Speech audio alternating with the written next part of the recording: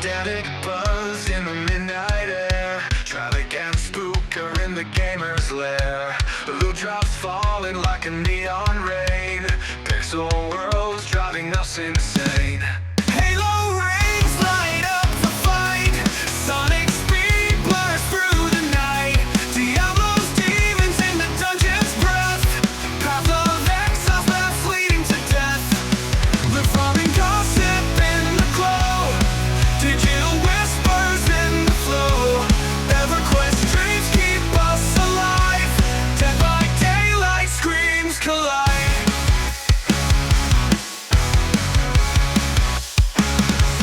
Talk of bosses grinding bones.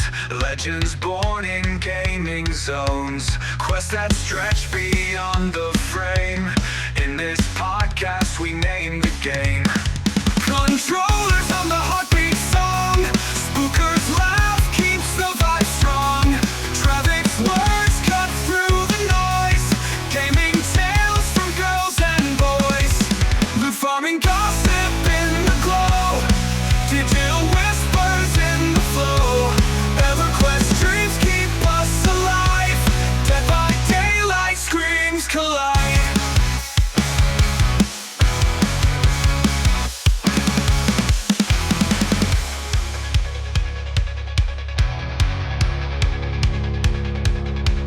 Controllers hum the heartbeat song. Spooker's laugh keeps the vibe strong. Traffic's words cut through the noise. Gaming tales from girls and boys. The farming gossip in the glow. Digital whispers in the flow. EverQuest dreams keep us alive. Dead by daylight screams collide.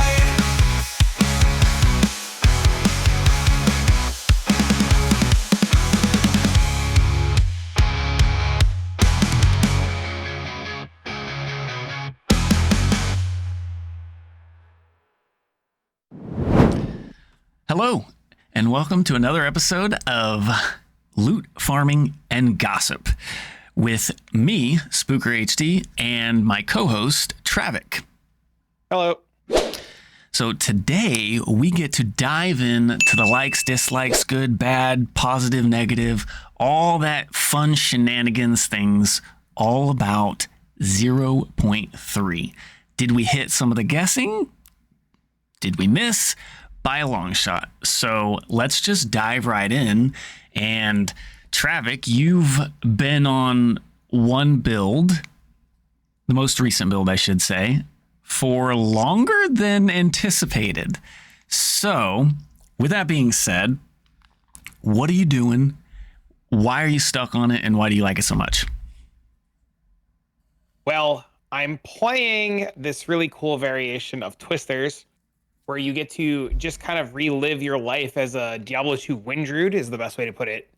And you get to essentially create this character that summons this huge tornado or this big like the hurricane around your character.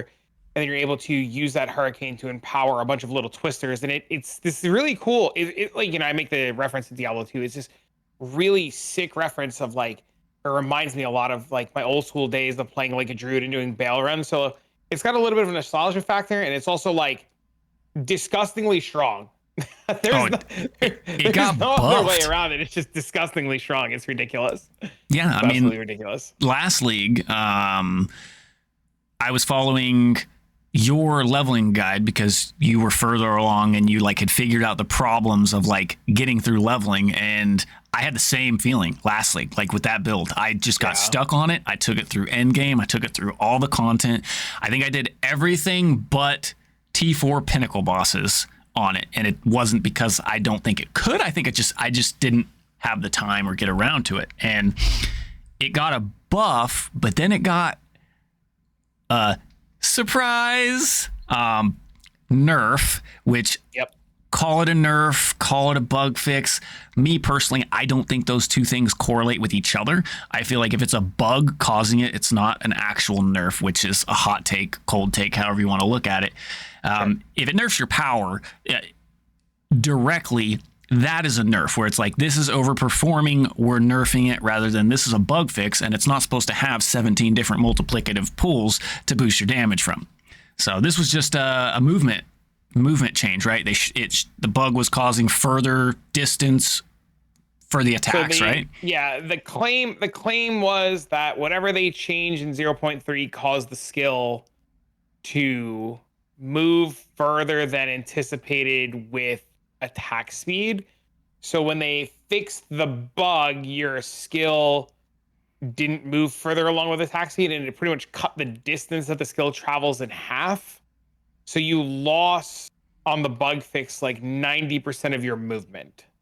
I saw that, and it's crazy because I was running it last league, and it didn't go nearly as far as it was going at the beginning of this league when you first started the build, which is crazy, but it was definitely not going as short distance as it is now. So I think it was supposedly, from what other people have told me, most notably there's a guy named Snoobie who's playing it, and another guy named Crash and Tuna who's playing it, and they're both PoE guys.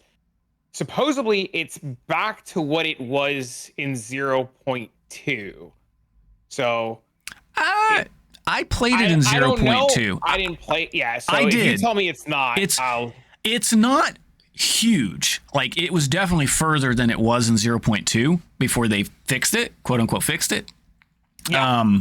But it was definitely not as short as it is now. So it was like, I think they did the double wombo combo behind the scenes with so they shortened it just a little bit, but at the same time it was still a crazy fun build. I had a blast, and you inspired me the first time, and I'm almost inspired to do another Twister setup, but it would be on a Titan, which I've seen some variations of that going around as well.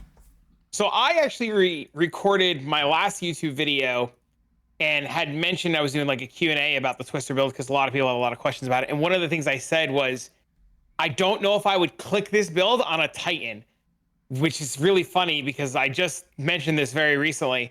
And you're saying that you're willing to click it on a Titan. So it's going to be really interesting to see the aspects, because if we look at 0.3, the only thing that we knew coming into 0.3, or that we had a hunch about, was that, like, you know, Deadeye in itself as an ascendancy would be really good. And we didn't expect a lot of the changes to come around. So hearing that Titan might be like another alternative path will be really cool to see.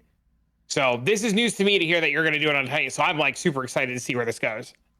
Yeah, well, I think the reason why it would even be viable on a Titan is because you get the 50% bonus nodes, and I was looking into some of the jewels.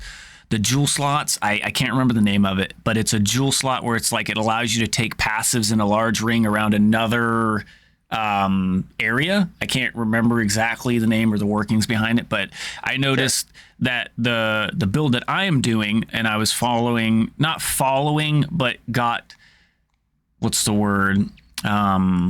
Guidance as to like different directions that I could go from one of the warrior guys that you had linked me, and I was just looking at like kind of the different stuff he does, which he's kind of switching not out of fissures entirely, but he was switching from fissures on everything to just using fissures on Forge Hammer and going more down the physical path for Stampede, which is basically like, that's been the one downside to warrior, is you want any semi speed style variant of warrior, you're using Stampede or leap attack or leap slam or whatever the case may be. But he's using a jewel that allows him to take certain nodes around another. I don't know if it's a jewel slot or if it's like a main. What are they called? Not the notables, but the specific ones. The big. Are you talking about the passives? From Nothing jewel that like targets a keystone and you can get all keystones. That's it. Yeah. That might be it. Yeah, where you put it in one spot and then it targets the keystone and it puts it in like you can take all the nodes anywhere in another area from another keystone, I think. The old impossible escapes. Yeah. Yeah.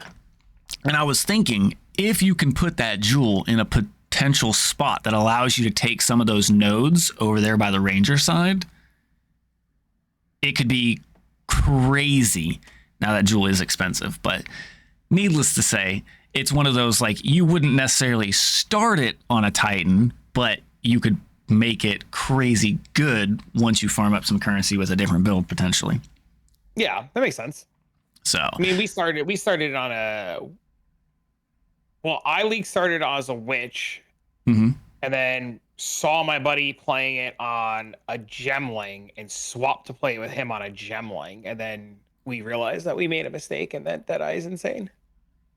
Well, true. Everybody was saying Deadeye's insane, but that's just because the ascendancy is just that good. No different than PoE one ascendancy Deadeye, right? I mean, like Deadeye is just when it comes to doing any elemental style attacks, Deadeye is just the go-to. It's powerful, speedy, and just big bang for little buck. Yeah, you started ED Contagion. You swapped over to what the Gemling? Yeah, we played gemling twisters. Gemling Twisters, and then now Yeah, the now we're Deadeye. on Deadeye. Okay. There's a lot of really good arguments to swap over to Deadeye, and it was really cool because 0.3 brought in Act 4, and Act 4 also came with the interludes. Mhm. Now, if you haven't had the chance to start, I know you have, but for people listening, if you haven't had the chance to start point 3 yet, Act 4 and the interludes are pretty daunting. They're pretty long. You know, Act 4, not to give too much away, has like all these islands that you can explore, and the interlude has another 3 separate areas. So in itself was very daunting because it's long, right? And Path of Exile 2's campaign in itself is really long. So what's really cool, it came out of like re-rolling so many times, is we were able to find a really cool leveling variation of the Twister build. Mhm. And we were able to go through the entire campaign in 5 hours, which was really cool. And now I'm not a speed racer or anything, but re-rolling so many times plus twisters means you could do a really fast campaign. Yeah, So I that's mean, really cool. especially from nothing. Like I looked at basically stuff that you would just find dropped, just to kind of get a Yep. good start going. Outside of like crazy uniques that just make it really good, but you can literally do the leveling, which I did in 0.2 from your guidance, Yep. super fast, like probably one of the fastest campaign clears. Like as soon as I started doing that, I was like, everybody was complaining about campaign hard, Yeah. getting deleted. And I'm like, really? Where? Everything's dead before I get to Yeah. it. And it's- 0.3 brings a lot of really interesting choices to things like that. Yeah, and I think one of the biggest key features when it comes to diversity and trying to work with this whole combo system that they're trying to force upon us, which I'm okay with, but we were very, very restricted, almost to the point where my combo did less damage than my setup. And it was like, what's the point to combo Yep. if I can just make my my first setup just as powerful, or vice versa? Yeah, So makes sense. with that being said, I'm absolutely loving the fact that we can use multiple of the same support gems on different skills. Now, you can't use the same support gem 5 times, but being able to use that 35% damage increase on both your setup and your combo is a game changer, and I'm loving Very it. much so. I'm loving it. I think that's a big change that came to point 3 that we just weren't really expecting. We made a lot of predictions about what would come to the table, but having them allow us to use multiple gems on a skill or multiple gems across multiple skills was not something I even saw. Like I never thought they would revert back on that. We get that. We get like sprint. It's just point 3 was just it's just like, I know I'm actively playing it, but like thinking about it now while talking about it, it's such a game changer, man. Yeah, I mean, the amount of content from 0.2 to 0.3 is actually Yeah. nuts. If you just look at the changes, the audience advice that they've taken, and just content that they put, they basically, and I'm saying this lightly, but they basically added 4 new acts in one go. Now, the interludes aren't quite the length of an act, but they were decently long if you went through and kind of explored and did your normal like campaign style playing and not just rush to the end. They were If you fairly long. don't know what's going on, they're pretty long. Like for my first playthrough, I think each interlude took me like maybe like an hour and a half, and then if I were to go through the interludes now, it's like they're like 20 minutes each. But it's like you said, like a normal act, like especially in PoE 1, a normal act's only like 20 minutes. Yep. PoE 2 is a little different. PoE 2 acts like 45, but you know. Yeah, which they're trying to make the game in general a slower paced game. I won't say necessarily slower in the speed of gameplay itself, but just the general base speed of the game is slower in PoE 2, and that's kind of why I think even with Sprint, it's still, you still feel that like they want you to slow down here and slow down there and all that good stuff, which is cool. I actually like the little bit of a change of pace, which, you know, a lot of people will reprimand me for that idea, but you know, everybody want to go speedy, go fast, finish, kill, go fast, faster's better, number go higher, better. I don't see. I get where they're coming from. I fully understand where they're coming from in terms of like the speed of the game and wanting us to like slow things down. But speed, I don't think is necessarily bad. I think no matter how much they try to keep a slower game, them caving on things like Sprint is only just opening the door for them to cave on more and more things. I think going forward in like patches like 0.4, 0.5, you know, however many we need to go before we get to like a full release, I think we're going to start to see more and more movement speed and more changes in terms of like the overall pacing of the campaign and stuff. True. Yeah. And they've already mentioned that like they are going to add, I think they basically said they're going to add movement skills, but they're going to come with the class that had one built into it from the get-go, I believe.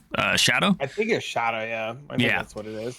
So speaking of Sprint, so I personally I'm like a 50-50 on it. I love it and I hate it at the same time.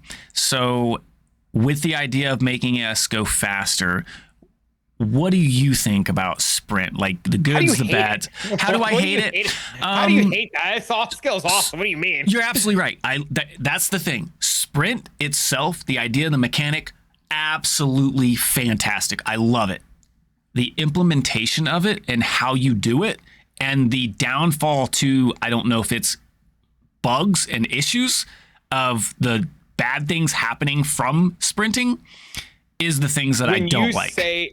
When you say bad things happening from sprinting, what are you referring to? So specifically, when I tap my spacebar to dodge roll, I will automatically just dodge roll to the ground and face plant. And I'm not holding it. I am not trying to sprint. It's a simple tap, and I think it's a bug because the game's trying to pick up that you're trying to sprint, but you're not, and you get hit and you just go down. And it's happened to me multiple times, and I've even like paused myself and was like, okay, I'm gonna sprint here. I'm gonna dodge through these enemies. I know I'm gonna get hit, and you just watch dumble, boom, boom, boom, bam, and now you're on the ground laying there getting smacked by 17 mobs because it thought you tried to sprint when you didn't. I have not had that problem. You're also on a ranged build. Pretty much all your builds have been fairly ranged. I have sprinted past everything that I could sprint past at all times. Yeah, no, I agree. In most cases, it works great. I love it. The other thing I do not like about Sprint itself is if I'm sprinting and I want to turn left or turn right, I don't think they fully hit it on the mark at the rate that you can turn. I understand you shouldn't be able to just zig like the Flash and just 90-degree angle just turn immediately, but I mean, have they watched anybody actually sprint and try and turn? I mean, I don't know. I think this is definitely, I don't know, maybe people who are listening can weigh in on this one, but this feels like I hate to say it to you, buddy, but it's a player problem. Yeah. I mean, there's also there is a world where I'm speaking from a place of privilege and that other people listening are having this problem, and I just, maybe because I haven't fully had an issue, But like since day one, sprint has just felt very normal and second nature. Like the way that it moves, the way that it turns, the way that it can handle the character. But I've played other games that have had a similar mechanic. Like the movement reminds me a lot of like Black Desert Online, a lot of the EverQuest that I've been playing recently. So like maybe it's just I come from like a world where I'm used to these types of movements. It could be possible, but the definitely the tapping dodge roll and the game believing you're going into sprint. I've had multiple people tell me that that's the case. That's weird. I haven't personally had that one, but I could see how. I know there's a setting. I don't know if you have it on or not, but this is definitely something you should look into later. But there's a setting that says you can automatically sprint from a dodge roll. And I had to turn that one off because it wasn't giving me the control that I wanted over my sprints. Like I would try to like dodge roll, and it would dodge roll, sprint, dodge. So maybe there's a world where that is doing it and you just have that on and don't realize it's on. That's a very good possibility. I know that I turned on the continue to sprint without holding it. That one I do have on. That is literally what I'm referring to. I thought there was another one where it... No, that's what I'm talking about. I had to turn that off because it was... So you hold it while you sprint? I don't sprint anymore, man. Obviously, yeah. Before that, I was holding it because it gave me better control over my character. Fair enough. And that might be the case then. That might be an issue. But it shouldn't be an issue is my point, I guess. Like if I'm tapping it, it should definitely know the difference between a tap and a hold. But sure, understandable. I mean, if you look at, I think it's designed with the idea of controller implementation in mind. Oh, 100%. Because you get way more control with controller. Oh, yeah. Yeah, you were so used to like playing like old school Mario and stuff, like holding like the B button to sprint. And that makes sense. Yep. It could be a controller support thing. Yeah, very, very, very well. Very well could be. So... yeah, outside of that, though, I absolutely love the sprint mechanic, especially playing on a slow movement warrior. It just makes it very nice. It makes it feel very, very good. And I'm pretty sure sprint scales with move speed, right? I believe it is a set rate. Oh, it's a set rate. Knowledge. Okay, so if you get enough movement speed, you can move faster than sprint potentially. I mean, whirling slash moves faster than sprint. Oh, well, yeah, but that's attacking. That's not move speed. Well, you can also make 60% movement speed boots. True. Very true. So I believe there's a world. I don't know if the movement speed boots stack with sprint because I don't have the movement speed boots. I haven't had a reason to make them. Right. But it's definitely something that, if somebody listening knows, they can tell us. But it's definitely something very easy for me to like go put these boots together really quick and go test it out and see what happens. So I've done Trial of Sechemus runs where you can get Harefoot, right? Or Rabbit Foot, whatever the hell it's called, for the 40% movement speed. I don't have any movement speed on my boots right now. So it's a noticeable difference when you get that 40% extra. And it feels... maybe it does then. It feels to me that, it does affect your sprint run speed as well. So I don't know. Maybe that is the case. Maybe it's not. I don't know. If you know, let us know. Enough about sprint. I love it as a whole. I think there is some mechanical issues that could be tuned, but again, could be player issue, player skill, Sure. But the next biggest thing, probably the best thing that has ever come to... Sorry, I killed your build-up. I know. That's my job, to kill a build-up. You're setting a pace and you're describing the story, this whole thing, and it's like the auction house. But I mean, it's like there's nothing that even comes close to the addition of a mechanic like that. It's so many players have had so many issues, and there's good and plenty of bad that come with the auction house. And there's plenty of bad, but there's so much good. Oh, I think the good outweighs the bad, regardless of how much it comes, just because of being able to sell things when you're not logged into the game. So, what's your experience been with the auction house? Since you agree that there is bad, what's the good? What's some good and bad things that you believe have come with the auction house? So this is a hot take. I will not log into PoE1 if the auction house is not there. Really? So in October, you're not. If 327 does not have the auction house, I will not log in 327. Dang, that big of an impact, huh? Yeah, it is the most game-changing thing. Period. Ever. Period. I agree. That's heavy. That's heavy. Yeah. No PoE1 with if No, you heard that, GGG. You're gonna lose half your audience. I will not log in PoE1. It's the fact that I never so a really good example. A buddy of mine's re-rolling, right? Or not re-rolling. A buddy of mine, Kay, is starting the league the other day. Downloads it for the first time. You know, he's back from his work trip. He's getting ready to play. He hasn't had a chance to do anything. And he logs in and he's having a good time. And he's in Act 1. He's doing the Twister thing. And he gets to level 16. He finds a couple of exalts on the floor. Our buddy Mendo gives him some exalts just to get him rolling. And he goes, all right, Trav, what do I buy? How do I make this nuts? So we go, get these boots, get this. He's got 30 exalted orbs. So he can buy some really nice low level stuff. He comes back to me half an hour later, 45 minutes later. He goes, Trav, I got a problem. I said, what's up, man? He goes, Mendo gave me this currency. You gave me direction where to go. I can't get the items. Nobody responds. What am I doing wrong? And I say, oh, you're just going to use it. Not thinking, I said, oh, you just have to use the instant trade system. And he goes, the instant trade, dude, I'm not in Act 4. I can't do that.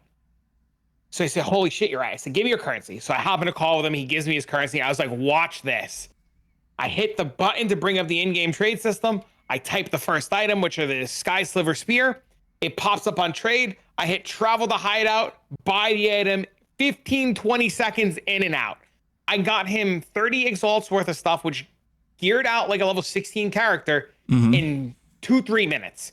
This poor guy spent 45 minutes or whatever it was trying to set everything up and no cigar. And then I come rolling through, bada bing, bada boom, it's done. Yeah, no, it's so good. And I really hope that's one of the bad downsides that I believe is something that needs to be changed. But if you're going to give us a trade system, we should have access to it from start. We should not earn that. 100%. The currency exchange, okay, I can understand, but it's just the base item trade system that shouldn't be limited to Act 4 because it's not via the online trade. So literally the only people that are going to be selling stuff on the online only or human interaction forum trade are going to be the majority of people on day 1, hour 4, 5 maybe tops, and then everything's going to be instant buyout. I started the league and I bought an item 45 minutes into the league to help my ADC character, and I did person-to-person trade, right? Because we didn't have access to the new system yet. And as soon as I got access to, so I didn't do a lot of trading on day 1 outside of buying this item right off the rip.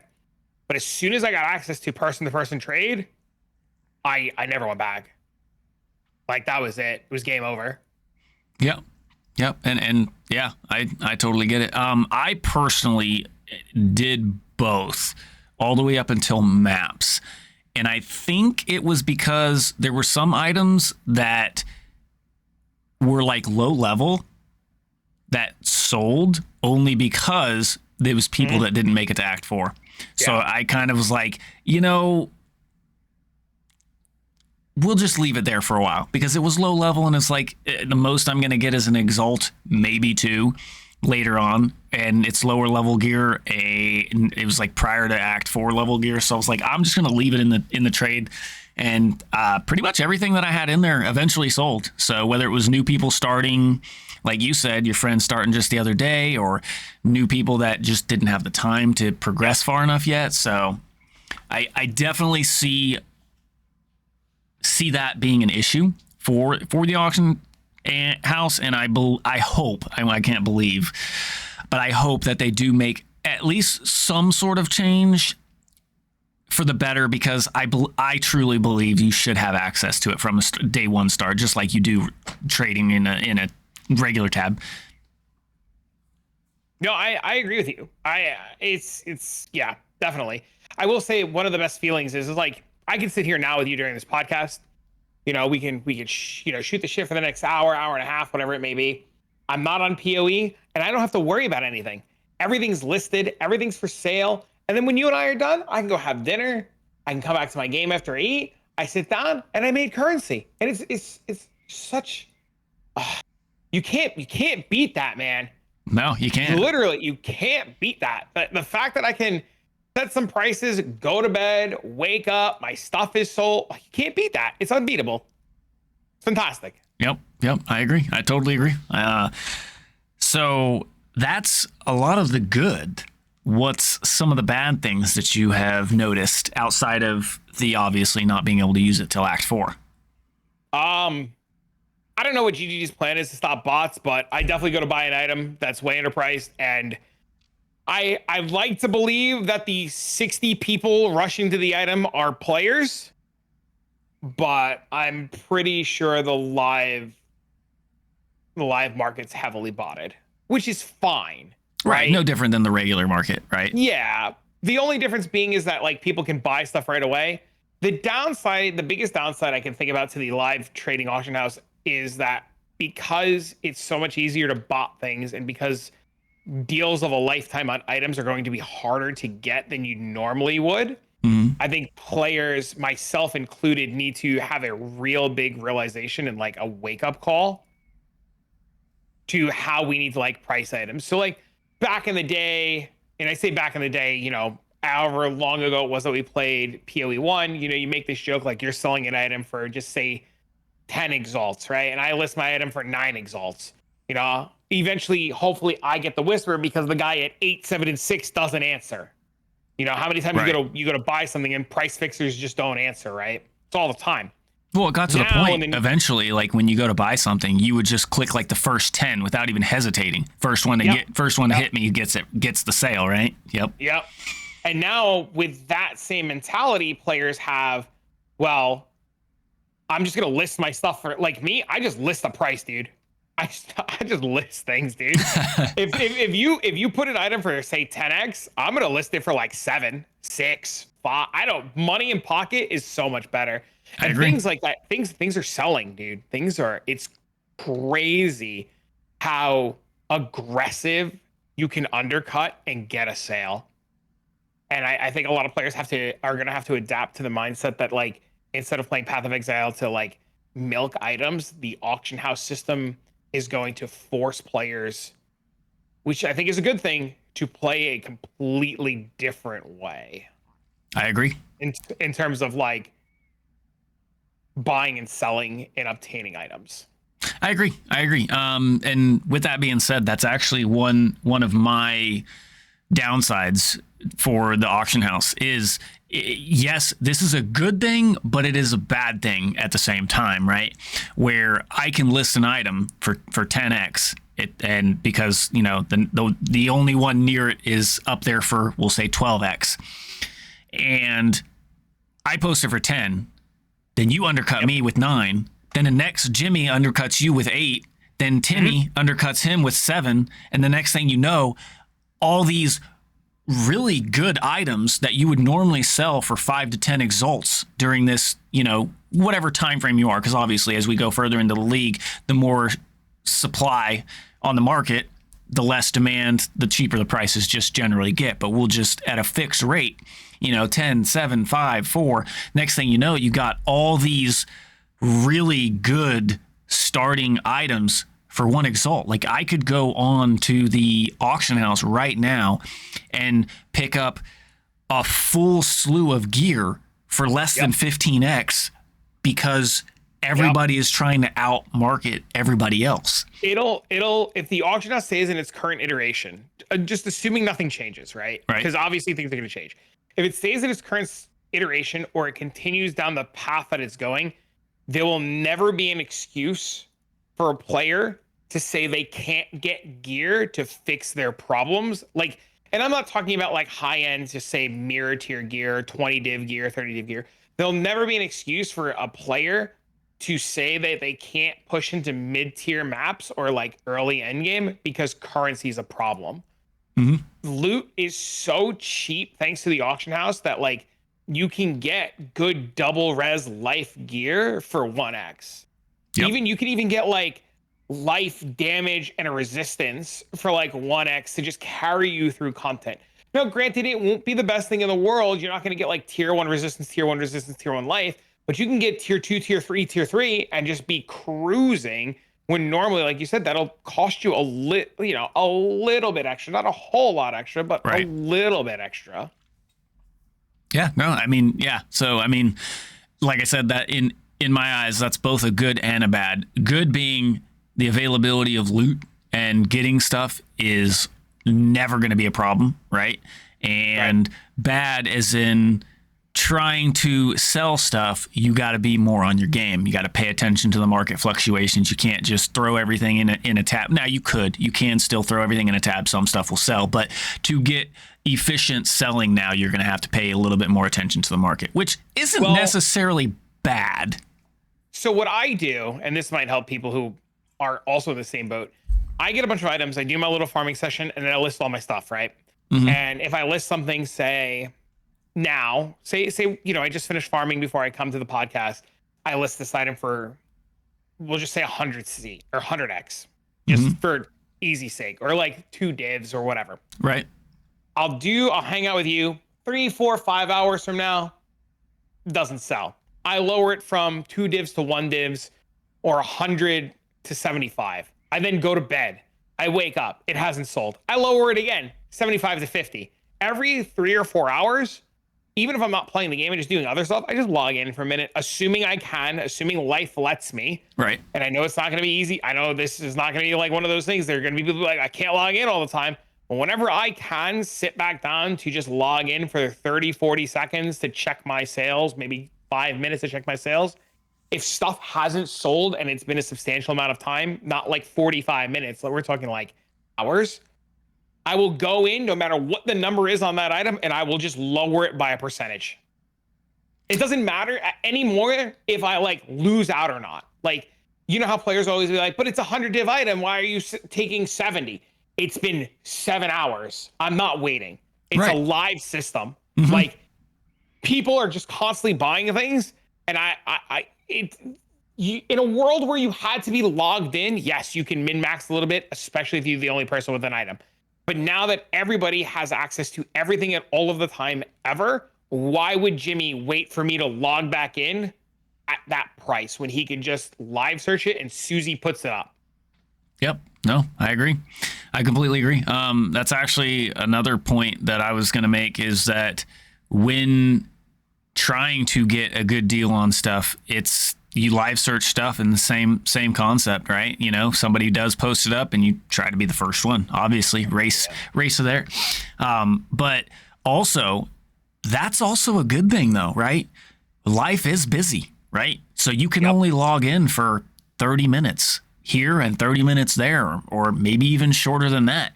You have stuff listed. You only have to log in however long it takes you to load up the game, log in and go to Ange. Boom. That's all you need. And if stuff, like you said, if stuff's not selling, you bump it down until the next time you can log in, making it more easy and less excuses as to why your stuff can't sell. So now I'm fortunate, right?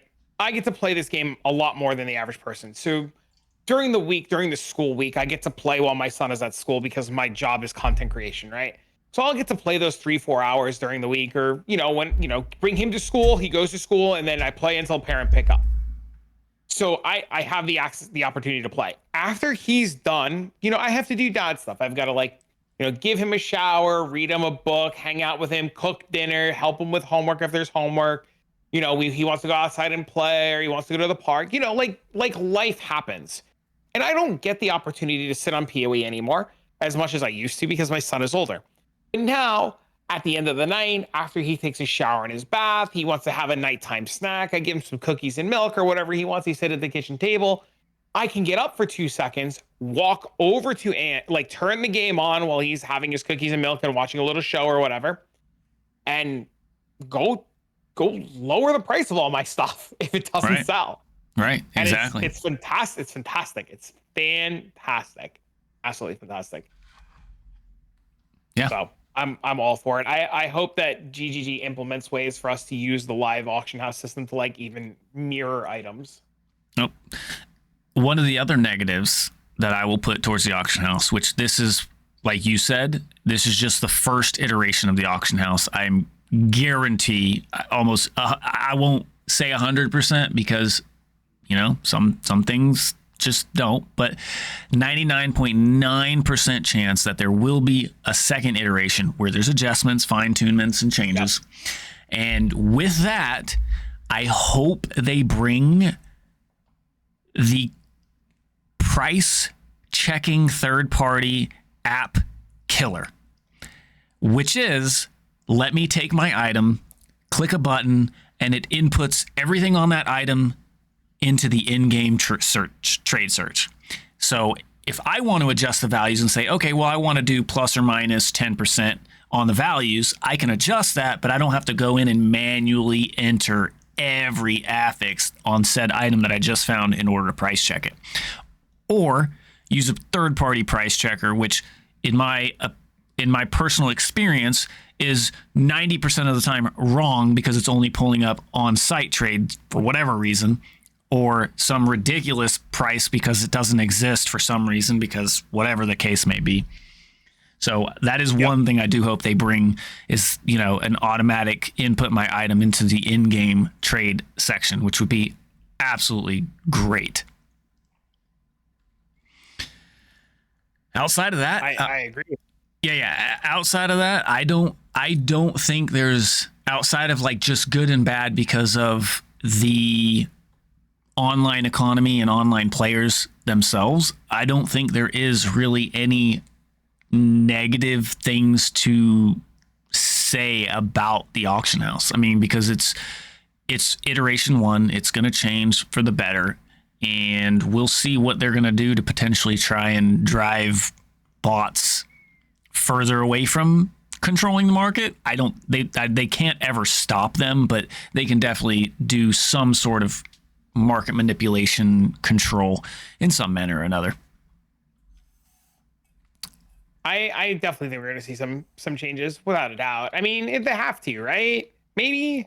No, yeah, absolutely. Maybe. Absolutely. There's definitely issues with it for, right now as well, too. Just not knowing whether certain affixes are this or certain affixes are that, and it's easier input your item. Yeah, I'm pretty sure they said something about adding that in there, too. Anyways, so we hit Sprint, we hit Auction House, we hit Gems. There was one other. Act 4 is beautiful since you're going down the list. Oh, yes. Yes. Okay. Yes. Act 4 and the interludes, even though they've said the interludes are not permanent, they did say that they would incorporate the interludes in some other potential aspect of the game. So with Act 4 is King's March and Karui, the Karui Islands, right? Without giving away too much detail for those people that haven't quite had a chance to sit down and play yet, that are still going to. What did you think about Act 4? What were the goods, the bads, and all the experiences that you had while going through it the first time? The balancing was off in the interludes. All right, just focusing solely on Act 4. Act 4 was beautiful. It's fantastic. It was awesome. The islands were great. The storyline was great. Leading into Toda was great, or the Trials of the Ancestors with like the whole what's her name, Navali, and all of that stuff, and her saying it's not your time, come back. Like, as a PoE1 player who played when that was a thing, like I know what's coming, and like the setup for all that was just like Bro, I remember playing Act 4 for the first time and going, if this, like, did they lie to us? Is Toda in the game? Like, am I gonna go play around with Toda right now? Like, I was so excited. Oh my God, I was so excited. And then she was like, come back later. And I was just like, No. ah. Yeah, and how about her reappearing on your waypoint every time in your hideout? That she needs to fucking go, dude. Holy. I will agree. I actually had a blast going through Act 4, but I had an experience in Act 4 that was different than the other 3 acts. And I don't know if maybe I just don't remember whether or not I did this the first time around, or if it's new. I felt myself wanting to actually explore the different areas, because there were times where you would find something at this dead end that was rewarding. I mean, I wouldn't say that it was like a specific reward, but it just felt more rewarding to actually explore rather than just beeline it straight to the end quest objective.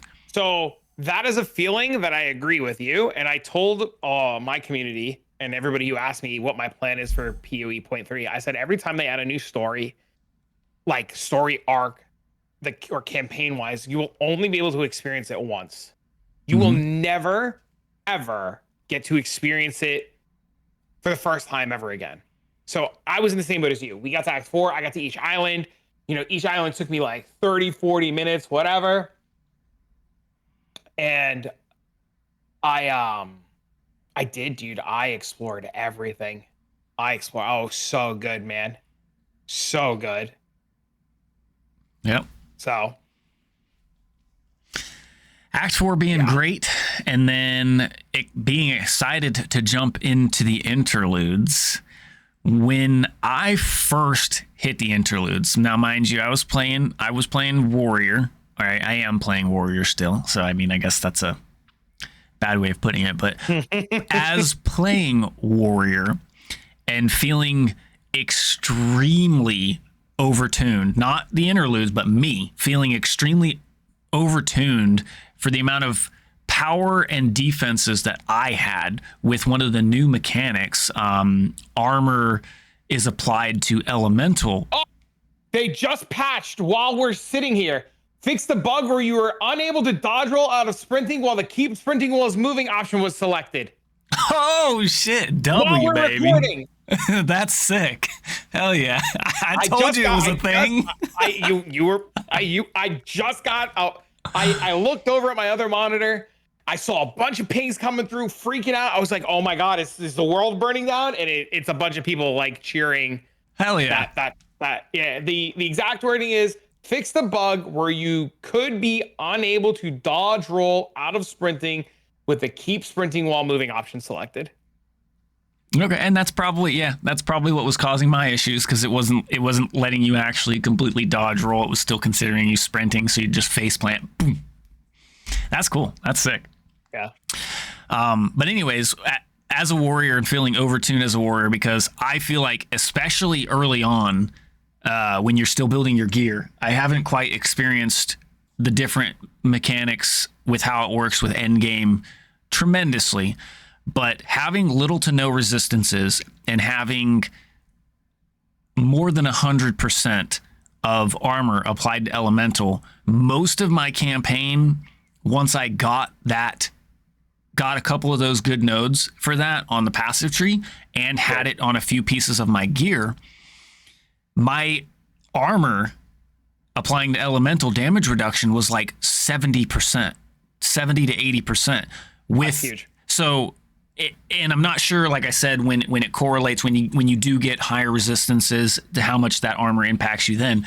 But having little to no resistances with that covering that much of a difference, it was actually huge. The only thing that was really get me out of nowhere would be damage over time, because the armor applies to Ellie does not affect damage over time. It's only direct hits.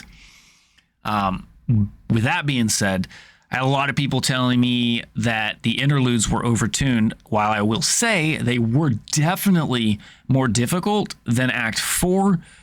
Me as the Warrior Titan, I didn't feel like it was necessarily overtuned, and maybe that's just because I had a decent build and decent gear drops throughout the campaign. But I will say that some of the bosses did hit significantly harder than anything else I had come across around my own level through the campaign. So I will say you could feel that big damage difference in the bossing phases from Act 4 to the interludes. Now, mind you, I didn't get to do the Act 2 interlude before they nerfed the Act 2 interlude either. Okay. I was gonna ask if you got to do that, because I fought him before the nerf. Right. So yeah. Okay. So Yeah, how was your experiences in the interlude though? Since you got to do it from raw. I was capped resistances, capped everything. Like hell, I had like 1,000 health or whatever it was, like 12 or 1,300 health, energy shield, the whole 9 yards. And I got to the interludes and I got hit and I died. And I was like, what the actual hell happened? Quick question then. You didn't have armor though, right? So you didn't really have any physical damage reduction, right? Yeah. So maybe I was on the different side of the tree. Right. So maybe that could be the big impactor, right? In Act 4 plus, being the interludes 1, 2, and 3. Maybe the physical mitigation stuff made it not feel as bad for me, whereas to like the scale from Act 4 to interludes, they were just doing that much more physical damage to where non-armored builds were just feeling it really hard. Yeah, it definitely could be. There could be. So the interludes are really interesting. So the first time I went through the interludes, they were very difficult. And then I went through them again on Twister, but Twister Gemling. And I was like, oh, this is a lot easier. And then I went through them again as Deadeye. And I was like, oh, this is a joke. Right. So I think a lot of it also comes down to inexperience with it. You know, everything's harder the first time because you don't know what to expect. You don't know how they're going to hit you, how they're going to move, what they're going to handle. Yeah, so exactly. I think you were at a huge advantage with this whole armor mitigation thing, while players that didn't go down that route and went down the traditional route of things were at a little bit of a, I'll say, disadvantage. Yeah, I will say, yeah, I agree there. I think armor reducing the physical mitigation, that could be the reason why it didn't feel as impactful to me, is because the physical damage ramped up more than normal, which I did notice I was taking more damage for sure in the interludes, but it wasn't enough that it was like I was just getting my ass kicked. But with the campaign and 0.3 and what we already talked about, there's the biggest thing that came with 0.3, and that's a league mechanic, right? And the league mechanic is one that a lot of people from PoE 1 loved. The Abyss mechanic, going down deep, dark holes and getting lost, right? So far, I absolutely love the Abyss mechanic, but as a warrior, or better put, as a melee class, I feel hugely disadvantaged to some of the main fights in the Abysses. I feel like when you come across the end of an abyssal depths, you always run into this rare dude at the end. Yep. And they always have this green ring around them. Yep. And I'm not sure exactly what it does, but I do know that I can't heal for shit against it. I can't really get too close to it without like run in, hit, run out type of shit. I feel like something needs to be adjusted for melee in some manner, because from what I heard, it basically like shuts down your regen.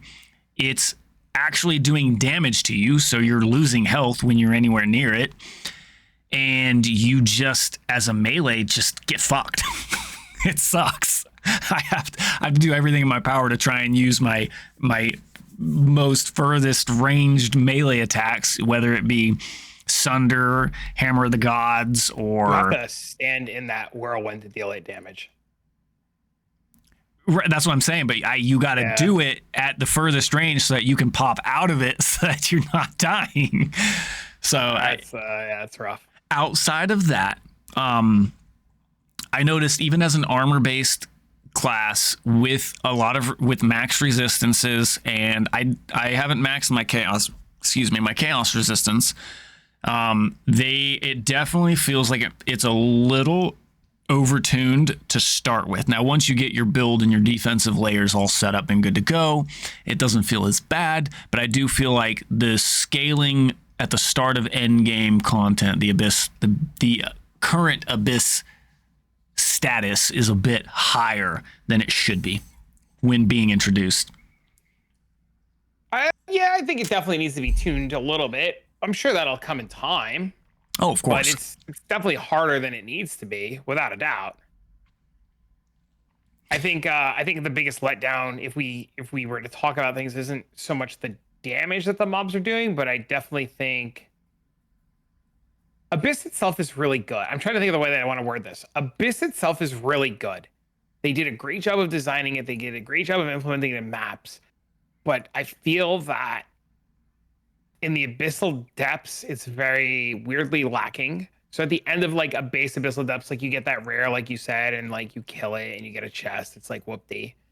But even like the bosses and stuff for Abyss just feels so underwhelming. Very underwhelming. I think everything above ground in Abyss is amazing. And then as soon as you go below ground in Abyss, it's just like, meh. It's okay.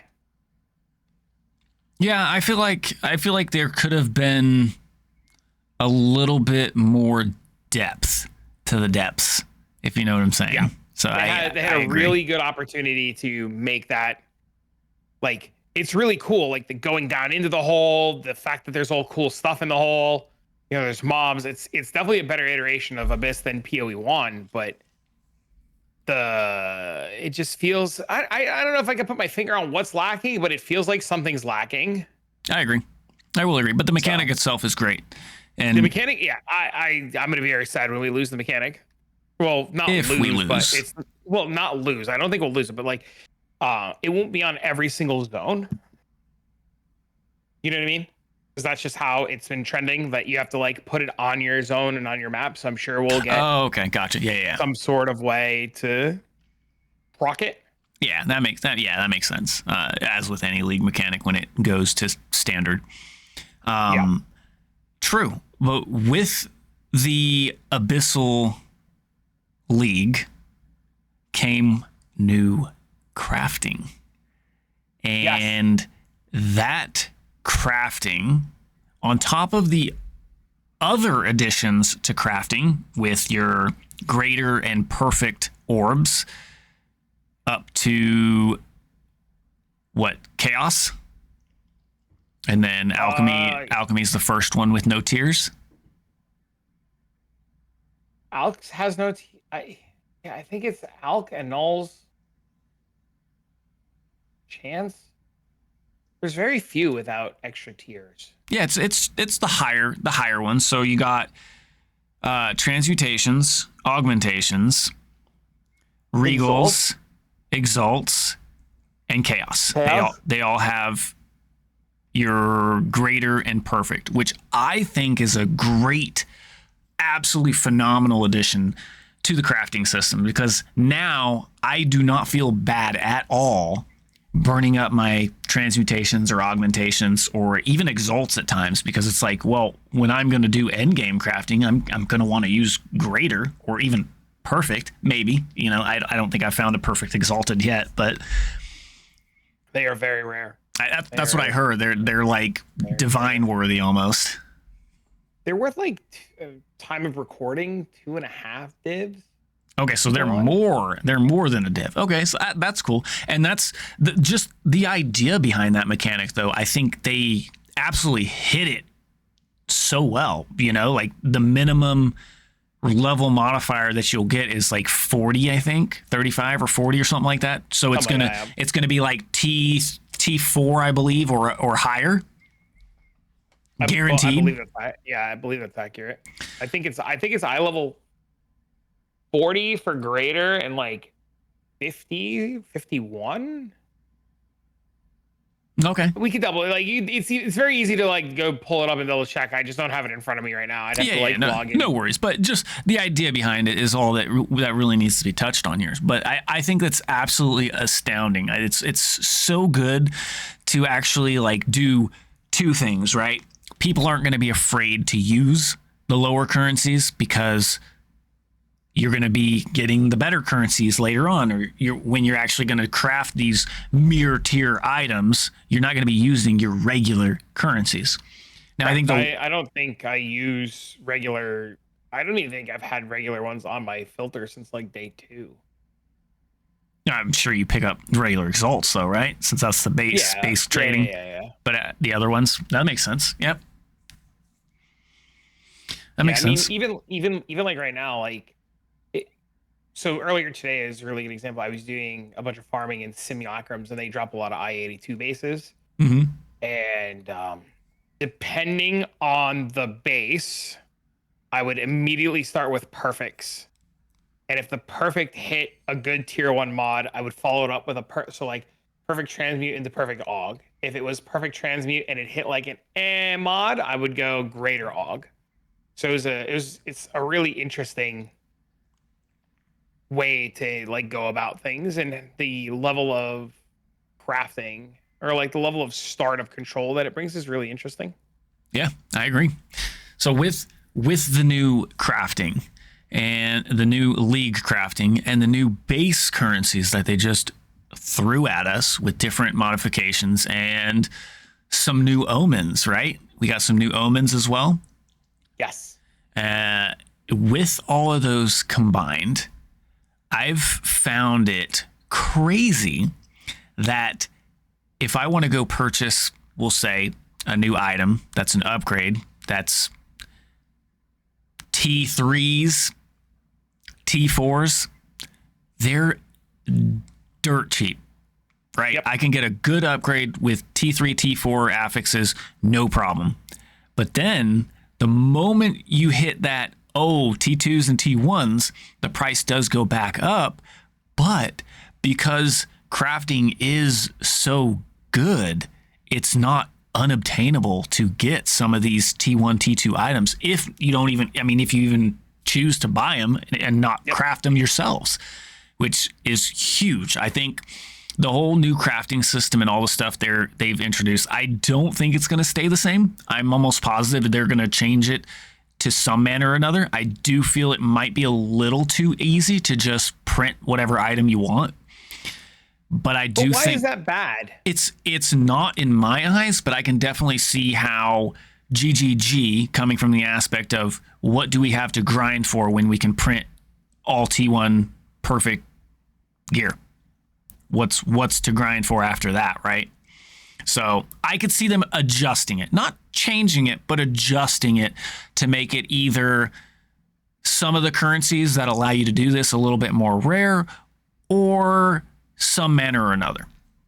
I personally love it. I love the fact that I can spend 5 div in currencies to craft the stuff and get T2 plus gear and exactly what affixes I want. And if not, I can just use some more currencies to attempt to redo it, which is awesome. I love that.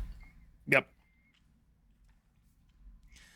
Yeah, it's I think it's really good, and I think it's gonna be really hard for them to reel it back. Oh, I agree. They're gonna get so much flack if they reel it back in a bad way. Yeah. But I don't know, man. See, I like it. I don't think it only seems like a problem because Abyss is so common. So readily available. So the currencies are more readily available. That makes sense. This whole changes, like the whole equation changes when Abyss isn't in every map. That's true. That is true. But with the mechanic going standard, if it goes standard, right? Because GGG, you just never know. They might be like, oh, nope, we're throwing it to the side for now. Maybe it'll come back later, whatever. If it goes standard, it won't be as readily available. It's not going to be in all the zones leveling up, right? It's not going to be everywhere through the campaign. So some of this crafting will, again, just be available once you get to end game again. But how available, we don't know. So maybe that in itself will be enough adjustment without actually modifying any of it by too much in the current state.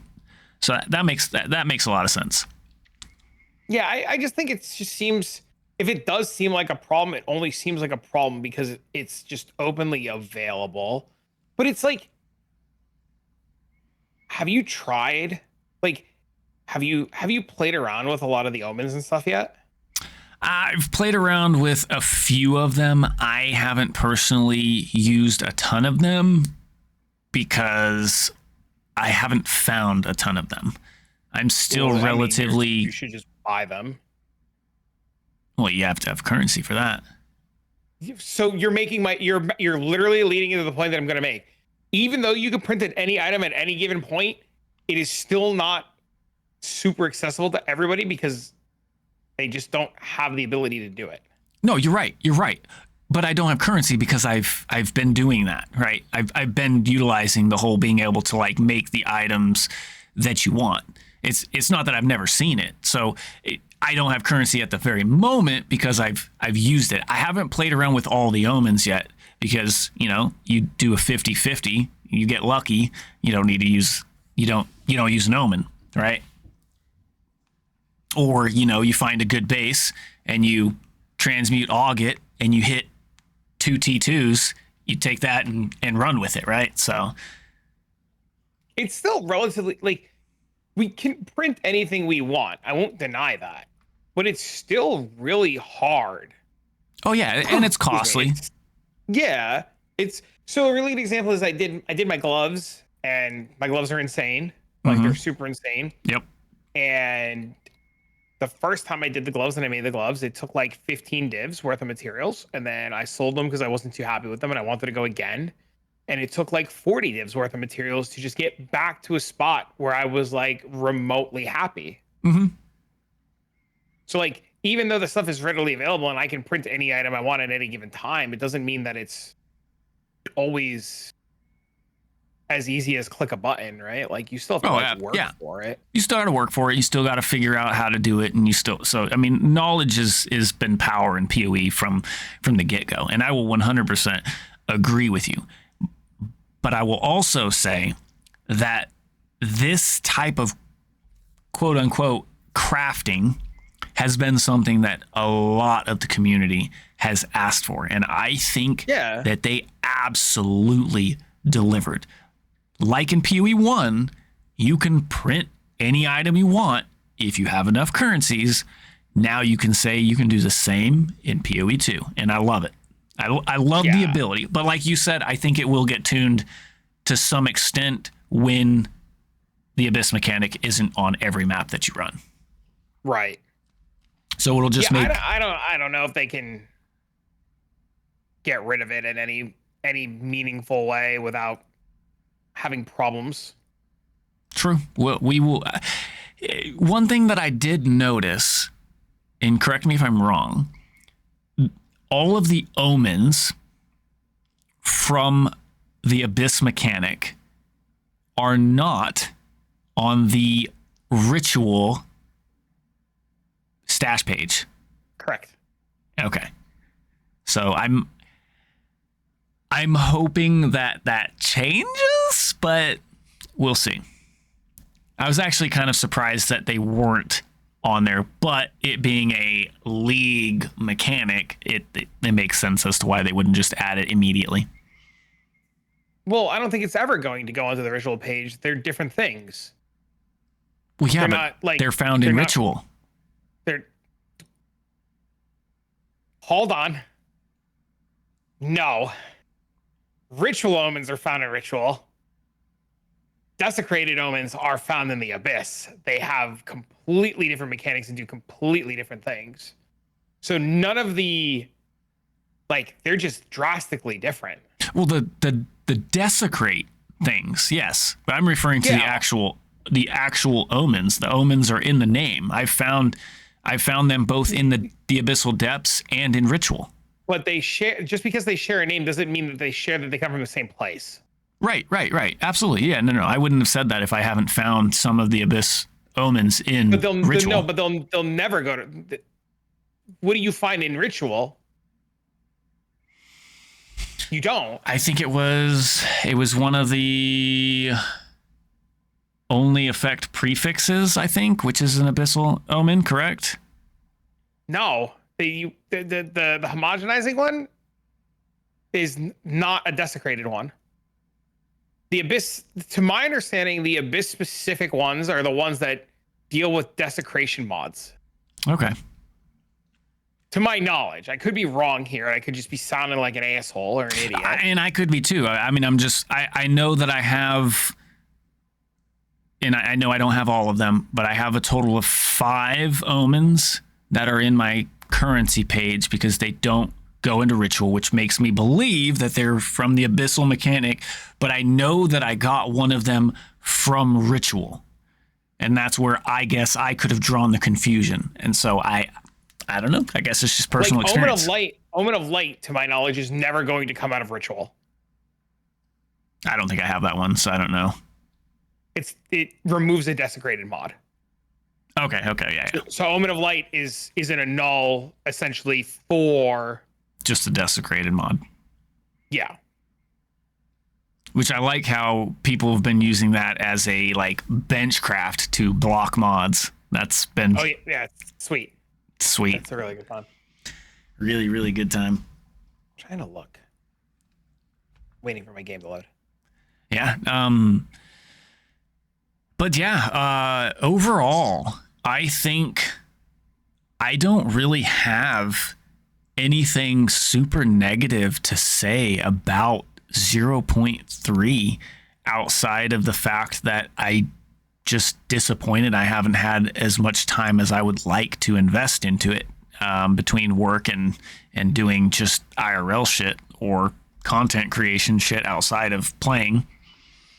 The Abyss omens are green with unique outliers such as the symbols of the 3 gods, Amuman, Kulamak, or whatever the hell their names are, and the Ritual omens have the symbol for King of the Mist on them. Gotcha. I'll have to take a look. That's what it looks like right now. Yeah. But I mean, I guess it wouldn't surprise me if omens technically do come from Ritual, that they put them in that loot pool for now, before it becomes a standard mechanic But if Abyss goes core and all the stuff can be gotten out of Ritual, what's the point of running Abyss? No, I completely agree with you. Abyss could just potentially give you a higher chance because you're not fighting against all the other omens that do come from Ritual, so it'd be still better. But why would you do anything other than Ritual then? Because there's so many more options and so much more ways to make money just doing Ritual, right? And even like the king, like you just do Ritual. It wouldn't matter that they were in Abyss. You wouldn't even go bother because you would have to have access to King of the Mist and everything. Well, the desecrate stuff you're saying only come from Abyss. Right, but you're saying if those go into Ritual because they're called omens. Just the omen parts, not the desecrate parts. You would still have to do Abyss for they're all called omen of something.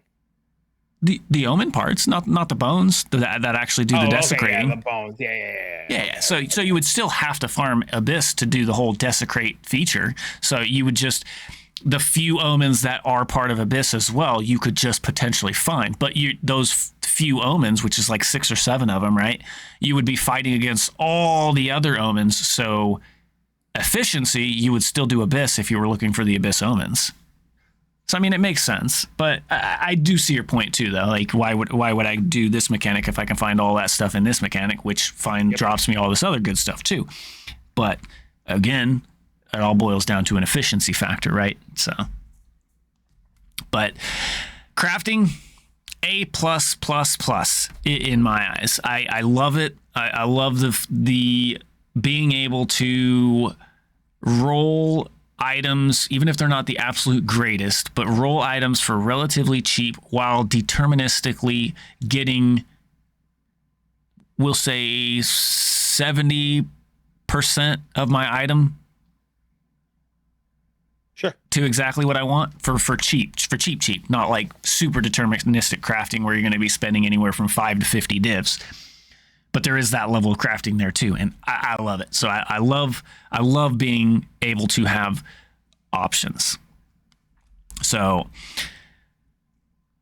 I think there was a couple more things I want to talk about. Deflection. You've been running. Clash.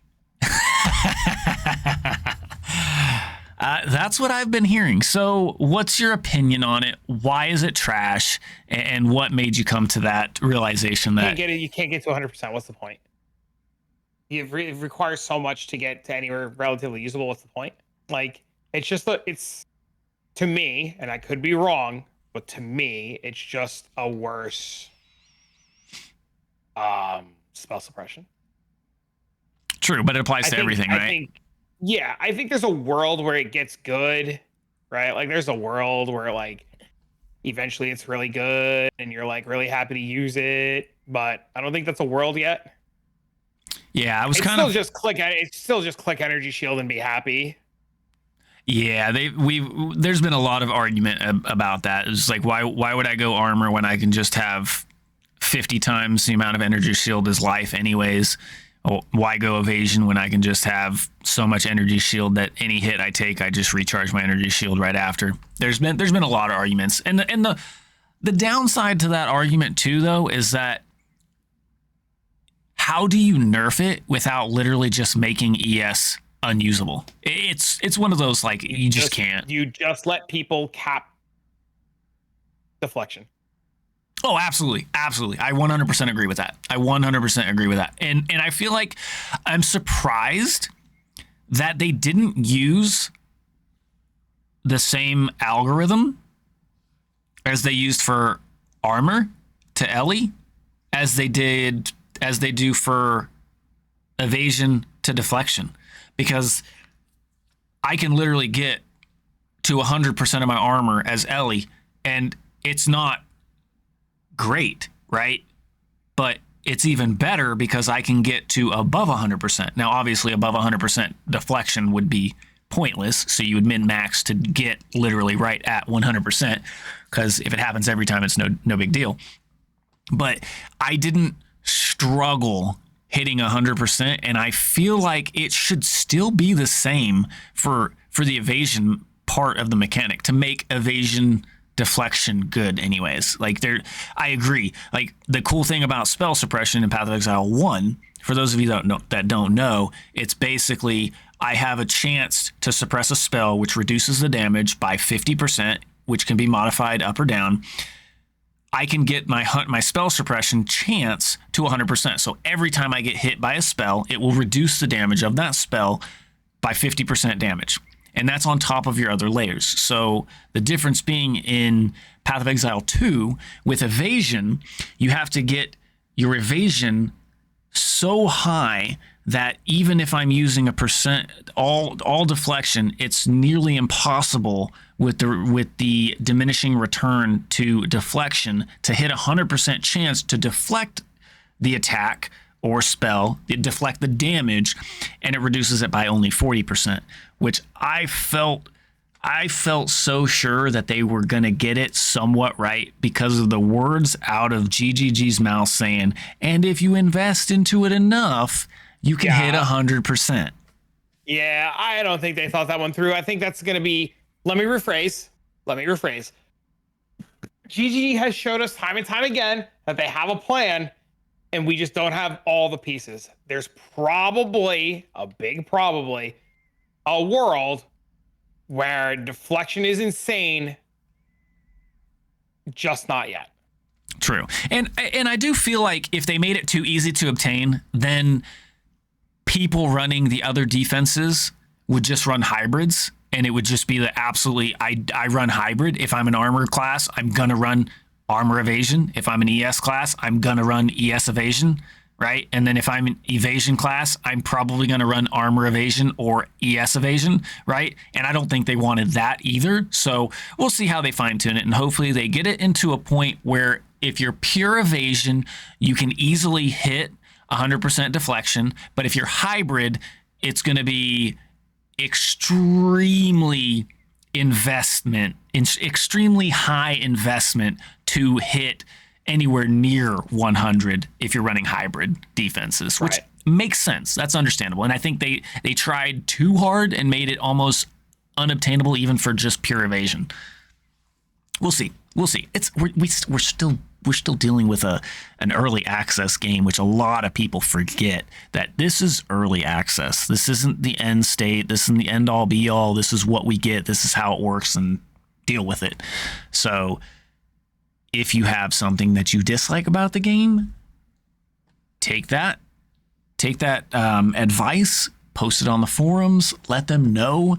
They've already proven with adding sprint and adding the ability to use the same support skill gem on different skills that they're listening to the community. So it's very valuable that you too take your ideas, post them to the forums, take your complaints, post them to the forums. Don't just go say, hey, this sucks. Tell them why it sucks.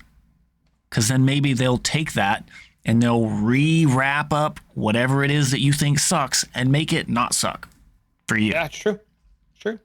So I think that's the majority of the topics that I wanted to make sure we hit. Was there anything that you had in mind after what we've already discussed that you wanted to add into there? 0.3, I'll say, is it makes me very excited for the future of PoE 2 and what's coming up. And I know they recently announced that 327 is the end of October. Mm-hmm. So Excited. Overall, I'm very excited to see what happens with Path of Exile. And like I said, I don't see a world where I can play PoE 1 without that auction house system, man. But it's too good. I think we covered a lot of the really good stuff in terms of 0.3 and what's going on. And I'm looking forward to how the next week or two evolves and how things shake up, because we saw Deadeye be everywhere and Deadeye be the meta and Lightning Arrow be everything, and now we've started to see a lot of really cool things come into play and other builds. So I'm very excited to see what happens over the next week or so, and what kind of items or what kind of combination of skills and stuff people play. Because I know I've been playing what I've been playing for as long as I've been playing, and I'm probably going to swap off soon to something. So we're what? This is week 2 marker, right? It's early, yeah. Yeah. So it's really early. We still have, I would say, at least another 6 weeks of a lot of people trying different stuff. I think the first 2 weeks is typically where people take their league starters off and they start doing the quirky, funky, let's try this shit out, let's try that stuff out, whatever the case may be, because I do now have the currency to kind of craft some crazy gear for this, experimental build without being dead broke. Or, you just happen to find some really kick-ass gear and you're like, ooh, I wonder if I can make that work. Yep. So, I'm definitely looking forward to see some of the stuff that the community cooks up. I'm super excited. I absolutely love the new spells, the new attacks for Warrior. I only have one thing to say about Warrior outside of I love it, and that's I really wish we had something to get us around other than the standard same old leap, slam, and stampede, because that's typically where most Warrior builds devolve into. That's just the fastest around that we can get. With that, weapon swap whirling slash. You know what? I tried that. And it's not that it was bad, but it was that I didn't have the gear to make it perfect. And the most I could get my whirling slash up to was 4 attacks per second. And that's with all the attack speed nodes around the Warrior, which there's actually quite a few more than I realized when I actually set that up. And 4 with the bug fix thing that they did was just not faster than sprint. So sure. Okay. Fair enough. But I'm sure there is a world where that does work, and we'll see. Like I said, I'm excited to do some, now that I can actually farm end game and do some end game stuff. I'm excited to see what kind of craziness we can cook up on the warrior. With that being said, on our way out, let's talk a couple things that you would like to see come to or change in the next patch with the 0.3, what we've seen and experienced now. I'll go ahead and start. For one, I would love to see some extra things around the auction house and sprint being changed and adjusted. I'm excited to see if we get a new class in the next patch, which I'm almost on the edge of, like, I wouldn't be surprised if we see more than one, but mainly I would like to see some more mace options. It seems like most builds boil down to the same, this is what I'm getting on my mace and this is what I'm using. I would like to see some more mace classes, not mace classes, but more mace options, maybe possibly implicits. And I would definitely like, my biggest change that I want to see come to the auction house is being able to input our item. Like, number one, hands down. I know I said that earlier, but I'm going to reiterate that because that would make the third-party trading app obsolete, and I would love that. Sure. That makes sense. I can definitely, I think it'd be really nice if you could just like have it fill in the items in the thing and hit the search button. Yeah. Yeah, which I think they said that they were going to be working on some sort of implementation like that. It's just not, they wanted to give us the system and I'm 100% behind them on that. They got us the system, and boy, do I love it. Mm-hmm. Yep. I agree. I just want more weapons. I don't play with more weapons. I almost I don't care said about that. the classes. Just give me the weapons. I almost said that, and actually, now that you do say that, that's actually exactly what I think I mean. Because I love maces. They're fun, but they're just so fucking slow. Like, they're just god-awful slow. And like I said, they're fun. They got a big bang for their buck. But I would like to see some other melee weapons. There was a two-hand, not two-handed, but there was a dual-wield like vampire sword that was found in 0.1. It was like, they look like swords out of the movie Gladiator, like old Roman gladiator swords. Mm-hmm. Yep. Those looked really cool. And then we never heard anything else from him again about those. And I was just like, well, we know that's the duel list.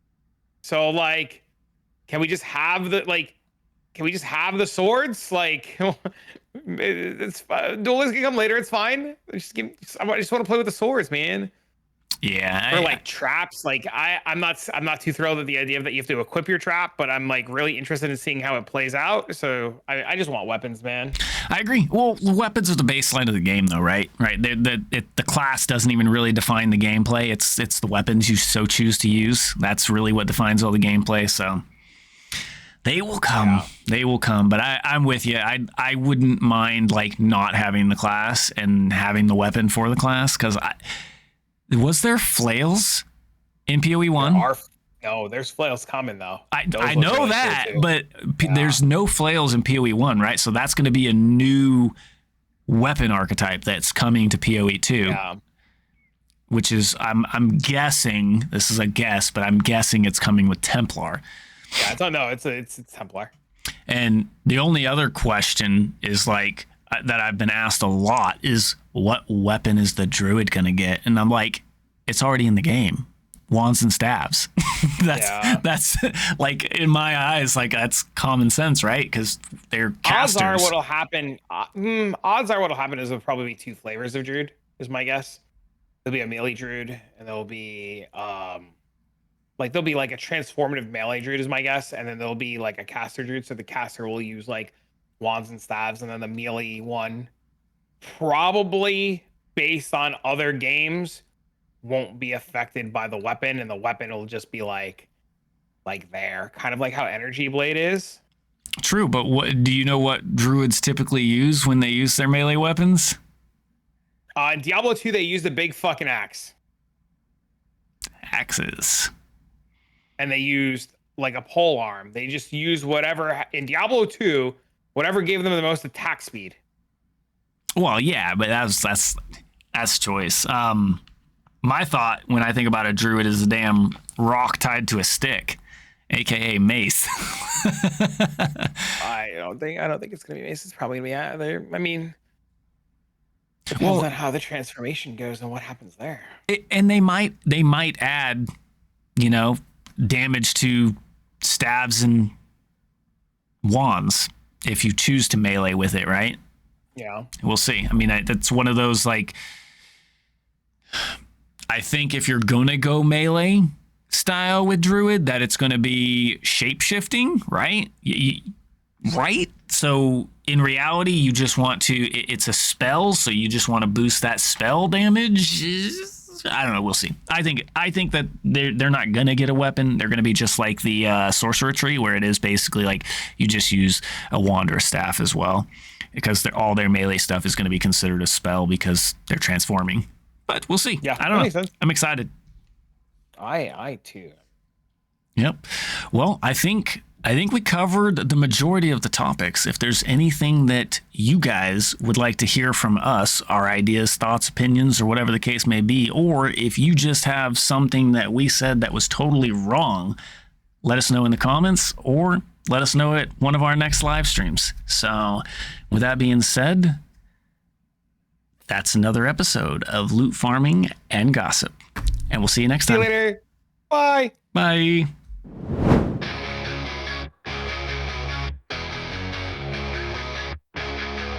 Static buzz in the midnight air. Traffic and spooker in the gamer's lair. Loot drops falling like a neon rain. Pixel worlds driving us insane. Halo rings light up the fight. Sonic speed blurs through the night. Diablo's demons in the dungeon's breath. Path of exiles, paths leading to death. Loot farming gossip in the glow. Digital whispers in the flow. EverQuest dreams keep us alive. Dead by daylight screams collide.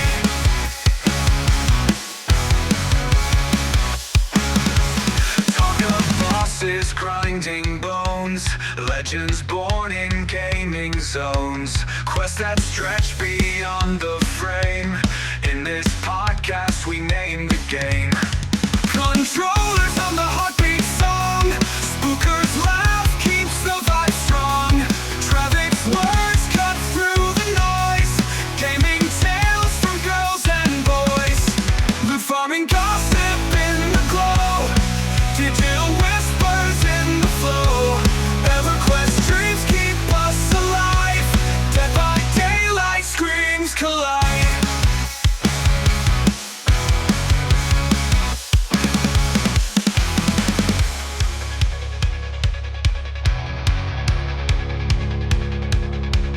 Controllers hum the heartbeat song. Spooker's laugh keeps the vibe strong. Traffic's words cut through the noise. Gaming tales from girls and boys. The farming gossip in the glow. Digital whispers in the flow. EverQuest dreams keep us alive. Dead by daylight screams collide.